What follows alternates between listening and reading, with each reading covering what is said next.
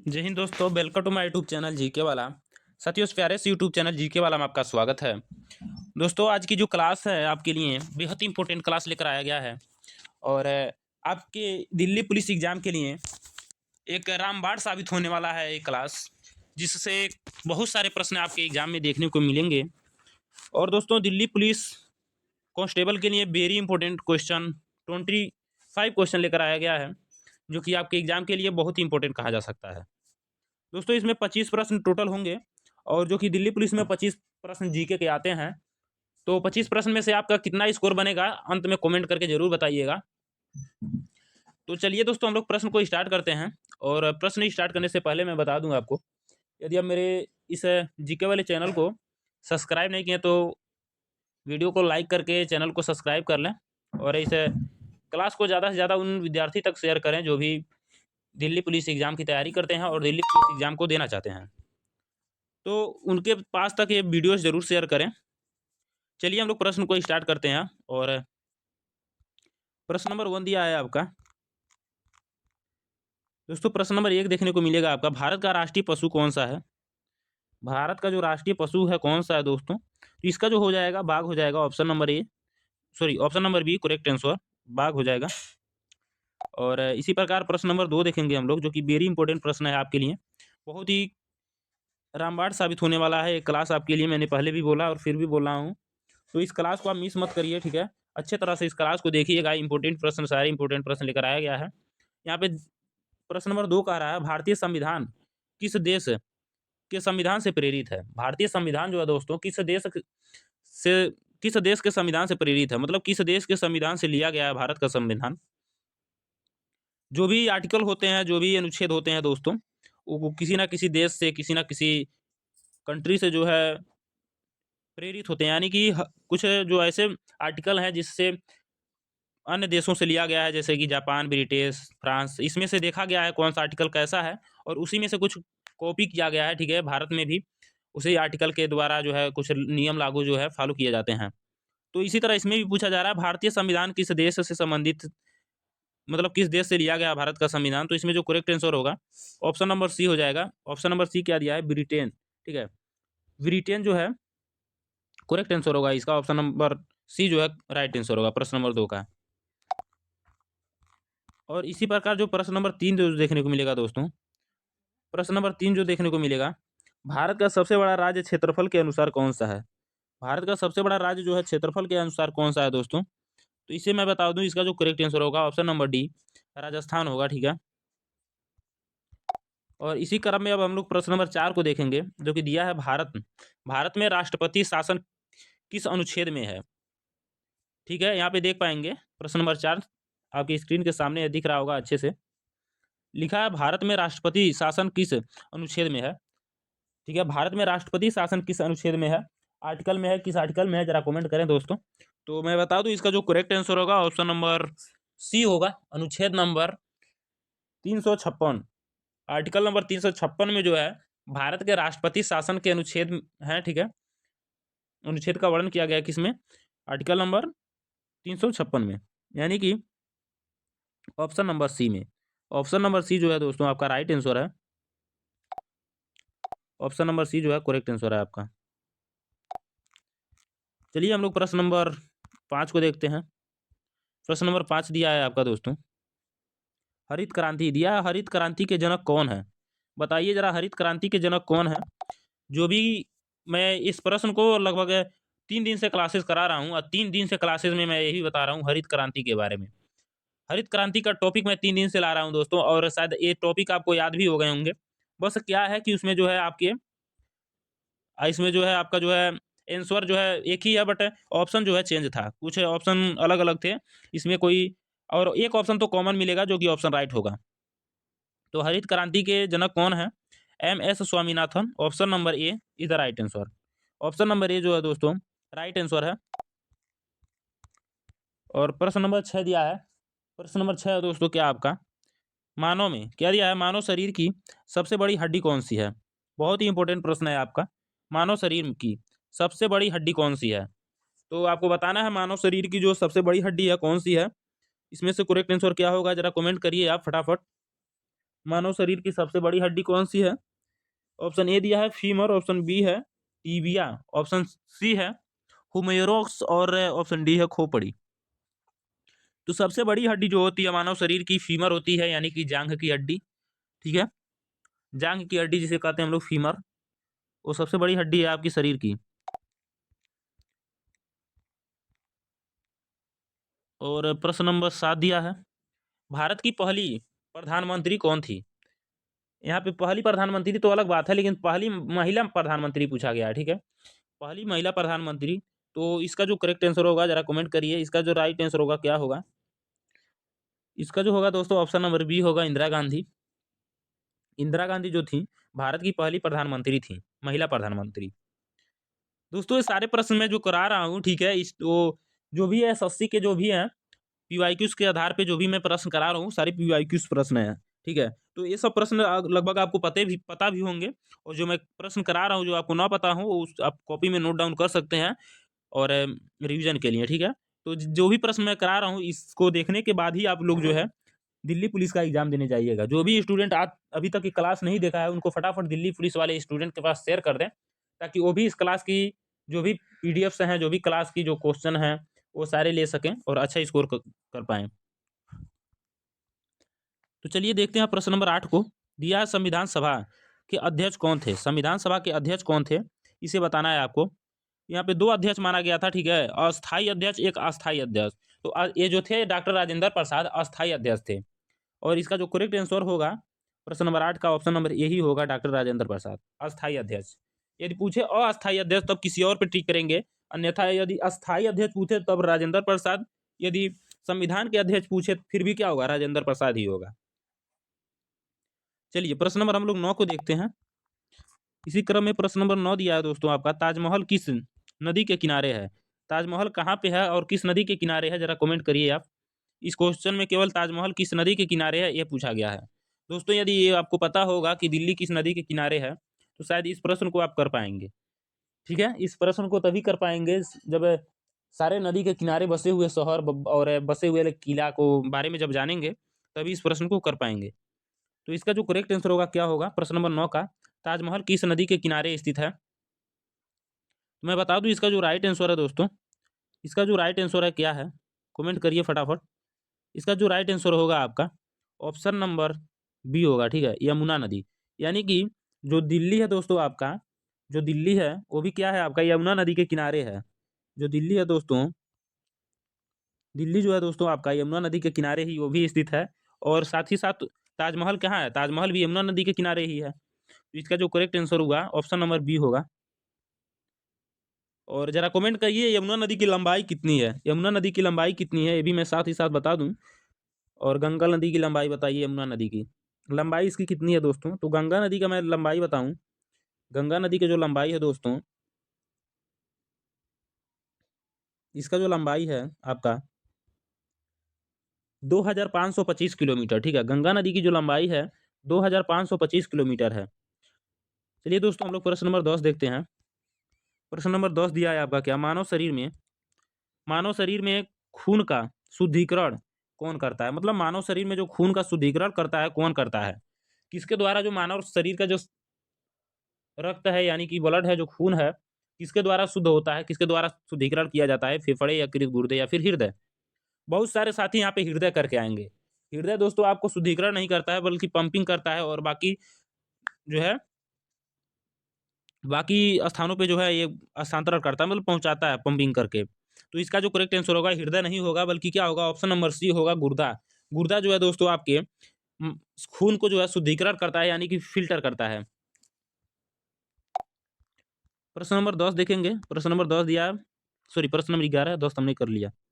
प्रश्न नंबर 10 दिया, सॉरी 11 दिया है, भारत का राष्ट्रीय खेल क्या है? भारत का राष्ट्रीय खेल क्या है दोस्तों?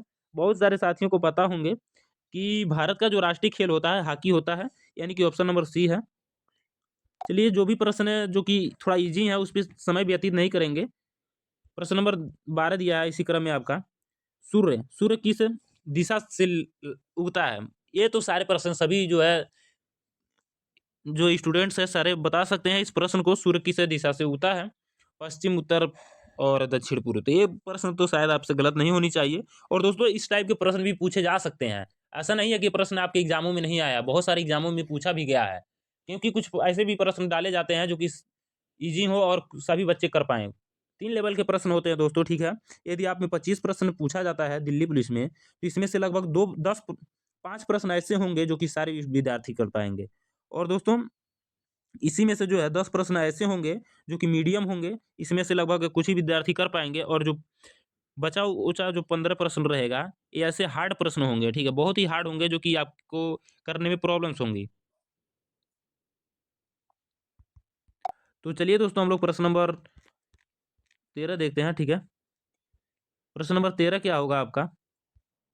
भारतीय संसद के कितने सदन होते हैं? वेरी इंपॉर्टेंट प्रश्न है। मैंने कुछ दिनों पहले एक क्लास लाया था एसएससी जीडी के लिए, उसमें भी पीवाईक्यू प्रश्न देखने को मिला था ये। तो इससे आप समझ सकते हैं बहुत ही जो है मोस्ट इंपॉर्टेंट प्रश्न होने वाला है आपके एग्जाम के लिए। तो इसको आप रट लीजिए, ठीक है? आपकी जुबान पे होनी चाहिए ये प्रश्न। भारतीय संविधान संसद के कितने सदन होते हैं? इसका जो राइट आंसर होगा ऑप्शन नंबर बी होगा, जो कि 2 सदन होते हैं, ठीक है? भारतीय संसद के कुल 2 सदन होते हैं। चलिए प्रश्न नंबर 14 देखते हैं, जो कि दिया है जय जवान जय किसान का नारा किसने दिया था? ये देखते हैं कितने विद्यार्थी बता पाते हैं। जय जवान जय किसान का नारा किसने दिया था? बताइए क्या होगा करेक्ट आंसर? जय जवान जय किसान का नारा किसने दिया था? दोस्तों जरा बताइए आप क्या होगा? जय जवान जय किसान, ठीक है? जय जवान जय किसान का नारा। तो इसका जो करेक्ट आंसर होगा ऑप्शन नंबर बी हो जाएगा, Lal Bahadur Shastri. Option number B right answer होगा। लाल बहादुर शास्त्री जो है करेक्ट आंसर होगा। और दिया है प्रश्न नंबर 15, मानव हृदय में कितने कक्ष होते हैं? बहुत ही इंपॉर्टेंट प्रश्न है दोस्तों, शायद सभी विद्यार्थी इसे बता पाएंगे। मैं उम्मीद रखता हूं आपसे कि ये प्रश्न आप बता पाएंगे, आपको पता भी होगा ये प्रश्न। तो बताइए क्या होगा करेक्ट आंसर? इसका जो करेक्ट आंसर है दोस्तों आपका क्या है दोस्तों, जरा कमेंट करिए आप। प्रश्न नंबर 15 का क्या होगा राइट आंसर? तो इसका जो होगा 4 होगा, ठीक है? ऑप्शन नंबर सी हो जाएगा। 4 कक्ष होते हैं। कितने होते हैं? 4 कक्ष होते हैं आपके मानव हृदय में। देखिए प्रश्न नंबर अब हम लोग 16 देखेंगे, जो कि ये भी काफी इंपॉर्टेंट प्रश्न है, जीके का प्रश्न है, जो कि दिया है दोस्तों आपका क्या दिया? भारत का सबसे ऊंचा शिखर कौन सा है? भारत का सबसे ऊंचा शिखर कौन सा है दोस्तों? इसमें से आपको बताना है, ठीक है? भारत का सबसे ऊंचा शिखर कौन सा है? तो ऑप्शन ए दिया है केटू, ऑप्शन बी है कंचनजंगा, एवरेस्ट या फिर नंदा देवी। और इसमें से करेक्ट जो होगा आपका कंचनजंगा हो जाएगा, ठीक है? Kanchenjunga. Option number B is the right answer. चलिए हम लोग इसी क्रम में प्रश्न नंबर 17 देखते हैं, और बहुत ही मस्त प्रश्न है दोस्तों आपका। दिया है क्या? प्रश्न नंबर 17 दिया है, भारतीय संविधान लागू हुआ था, मतलब भारतीय संविधान कब लागू हुआ था? जरा कमेंट करिए, फटाफट कमेंट आनी चाहिए, आपकी कमेंट नहीं रुकना चाहिए, ठीक है? दिया भारतीय संविधान लागू कब हुआ था दोस्तों? 15 अगस्त और 1947, या फिर 26 जनवरी 1950, या फिर 2 अक्टूबर 1950, 26 नवंबर 1949।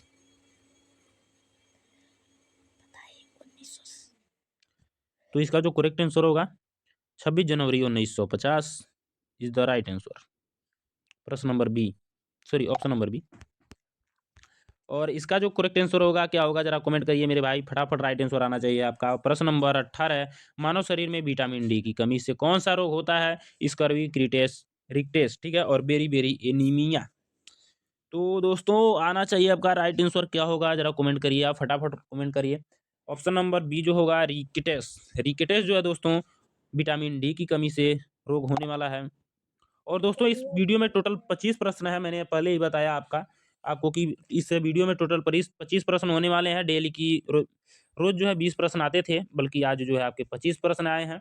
और 25 प्रश्न का मतलब समझ सकते हैं जो क्लासेज होंगी, मतलब क्लासेज आपकी लंबी हो सकती हैं, 5 से 8 मिनट तक अधिक होगी डेली के सापेक्ष। तो प्रश्न नंबर 19 दिया है, भारतीय भारत का राष्ट्रीय पक्षी कौन है? बताइए जरा दोस्तों, भारत का राष्ट्रीय पक्षी कौन है? तो हमें तो नहीं लगता है कि ये जो प्रश्न है कोई किसी स्टूडेंट के द्वारा गलती होगी, सारे विद्यार्थी जो है अच्छे से कर पाएंगे। इसका जो होगा मोर हो जाएगा, ऑप्शन नंबर सी। और नेक्स्ट क्वेश्चन है जो कि दिल्ली क्या दिया है, दिल्ली भारत की क्या है? ये तो सारे विद्यार्थियों को पता होंगे कि दिल्ली भारत का क्या है। तो बताइए, राज्य है या फिर केंद्र शासित प्रदेश है या फिर जिला है, नगर निगम है? दोस्तों दिल्ली, ठीक है, नई दिल्ली नहीं पूछा जा रहा है, दिल्ली पूछा जा रहा है। दिल्ली भारत की क्या है? ऐसी नहीं है कि प्रश्न जो है बहुत ईजी है, घुमाया हुआ प्रश्न है दोस्तों, आपको घुमा दिया है अच्छी तरह से, ठीक है। तो बताइए क्या होगा? राज्य है, केंद्र शासित प्रदेश है, जिला या फिर नगर निगम? तो इसका जो करेक्ट आंसर होगा ऑप्शन नंबर बी हो जाएगा, केंद्र शासित प्रदेश। जिला जो है ये जिला नहीं होगा, ना ही राज्य होगा, क्योंकि दिल्ली जो है दोस्तों आपका केंद्र शासित प्रदेश है। और यहाँ पे जो है दिल्ली में, मैं बता दूं, दिल्ली में मुख्यमंत्री नहीं मनोनीत किए जाते हैं, ठीक है। दिल्ली में आपके जैसे यूपी में योगी जी हैं और बिहार में जो भी हैं, तो इसी प्रकार यहाँ पे दिल्ली में जो है केंद्र शासित प्रदेश है और यहाँ पे मुख्यमंत्री यानी कि सीएम नहीं होते हैं, यहाँ पे अलग सिस्टम चलता है। चलिए प्रश्न नंबर 21 देखते हैं हम लोग। गुप्त साम्राज्य, ठीक है। अब आया प्रश्न दोस्तों आपका बेहद इंपॉर्टेंट, और इस पे आप लोग आईएमपी कर लीजिएगा, इंपॉर्टेंट लिख लीजिएगा, बहुत ही खास प्रश्न है, आपके एग्जाम के लिए दिया है।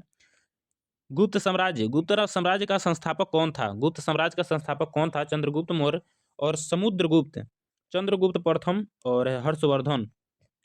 दोस्तों इसे बताना है आपको, तो मैं बता दूं इसका जो करेक्ट आंसर होगा चंद्रगुप्त प्रथम होगा, यानी कि गुप्त साम्राज्य का जो है संस्थापक जो था चंद्रगुप्त प्रथम था, यानी कि option number C is the right answer.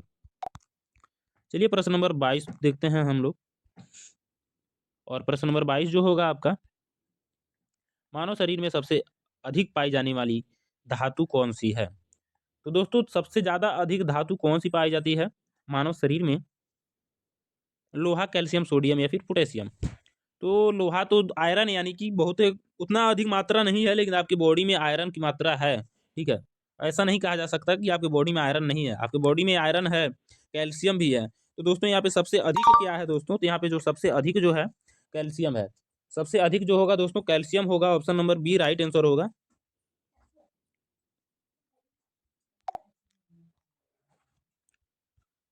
और प्रश्न नंबर 23 जो है, संविधान संविधान का रक्षक किसे कहा जाता है? संविधान का रक्षक किसे कहा जाता है दोस्तों, इसे बताना है आपको। बताइए फटाफट, करेक्ट आंसर बताइए क्या होगा राइट आंसर। संविधान का रक्षक किसे कहा जाता है? राष्ट्रपति, प्रधानमंत्री, सुप्रीम कोर्ट, संसद? तो इसका जो करेक्ट आंसर होगा ऑप्शन नंबर सी होगा, सुप्रीम कोर्ट, ठीक है। ऑप्शन नंबर सी होगा सुप्रीम कोर्ट। संविधान का रक्षक किसे कहा जाता है? तो सुप्रीम कोर्ट को।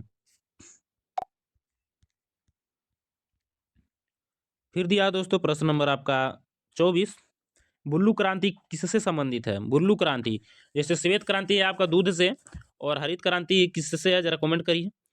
एस.एम. स्वामीनाथन से। और इसी प्रकार पूछा है बुल्लू क्रांति किससे संबंधित है? तो बताइए दोस्तों क्या होगा, ऑप्शन नंबर बी होगा, मछली पालन। मछली पालन जो है बुल्लू क्रांति से है। और अब हम प्रश्न करने वाले हैं जो कि इस वीडियो का लास्ट प्रश्न होने वाला है। भारत का राष्ट्रीय फूल कौन सा है? सारे विद्यार्थियों को पता होंगे, इसका जो करेक्ट आंसर होगा कमल होगा। और दोस्तों हम लोगों ने 25 प्रश्न किया, अब फटाफट बताइए आपका करेक्ट आंसर कितना हुआ राइट, और 25 प्रश्न में से आपका स्कोर कितना बना, ठीक है। जरा कमेंट करिए ताकि हमें भी पता चल सकेगा किस जो है टॉपिक में आपको समस्या है, किस कौन सा टॉपिक आपको समझ नहीं आया है। तो दोस्तों हम लोग कितना प्रश्न किया? 25 प्रश्न टोटल किया, ठीक है। लेकिन तो आपकी कमेंट नहीं आ रही है कि कितना आपका राइट हुआ। 25 हमने प्रश्न किया, जिसमें से आपको बताना है कि आपका राइट आंसर कितना बना। तो जिसका भी आंसर जो है 20 है या फिर 20 प्लस है, ठीक है, 20 प्लस जितना भी स्टूडेंट का आ रहा है वो एकदम सेफ जोन में है, समझिए। मतलब उनका स्कोर बहुत ही बढ़िया है जिनका 20 प्लस है, या फिर 20 डाउन है जिनका भी, उनको बहुत ही मेहनत करने की ज़रूरत है। और मेहनत कहाँ से करेंगे? तो इस जीके वाले चैनल से मिल के करेंगे। आइए मिलकर के डेली प्रश्न को करते हैं जब तक आपका एग्जाम है। तो जब तक एग्जाम है इस यूट्यूब चैनल से जुड़ जाएंगे तो बहुत ही अच्छा स्कोर गेन कर पाएंगे, ठीक है। तो चलिए मिलते हैं तब तक नेक्स्ट वीडियो में। जय हिंद, वंदे मातरम।